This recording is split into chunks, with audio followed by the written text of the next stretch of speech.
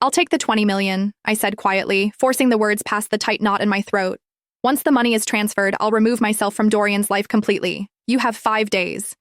My tone was calm, but my fingers were shaking so badly I had to grip the phone with both hands. A sharp, victorious laugh burst through the speaker. Vivian sounded pleased, almost celebratory. So you finally understood your position, she replied. Excellent. I'll see that everything is arranged, Camille. Just remember our deal. Stay out of my son's sight forever. I don't want you anywhere near him again. She ended the call before I could respond.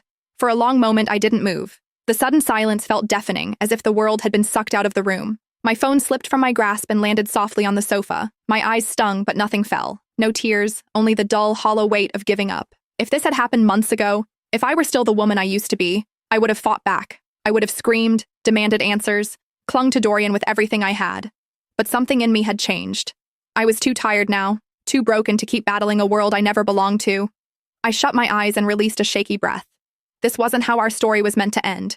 5 years earlier, I had found Dorian lying unconscious beside the road, his clothes soaked with blood, his memories erased by the crash that nearly killed him. At that time, I barely had anything myself, just a rundown apartment with cracked walls, a thin mattress I bought secondhand, and enough money to scrape through each week. Still, I brought him home. I cared for him day after day. I cooked simple meals from whatever I could afford. I cleaned his wounds, stayed awake beside his bed at night, whispering reassurances into the darkness. When he finally woke, disoriented and afraid, I forced a smile through my tears and told him, "You're not alone anymore. You're with me." He couldn't remember his family, his past, or even his own name. But somehow, he remembered me. In that tiny apartment, in that fragile little bubble we created, we fell in love. It wasn't grand or glamorous. It was raw, imperfect, real. He worked tirelessly, taking every odd job he could find, saving each dollar. At night, he'd hold my hand and murmur, "One day, Camille, I'll make sure you never have to struggle again. I'll give you everything." And eventually, he did. Because the truth came crashing back into our lives. Dorian wasn't a nobody. He was the heir to one of the most powerful corporate dynasties in the city, born into unimaginable wealth.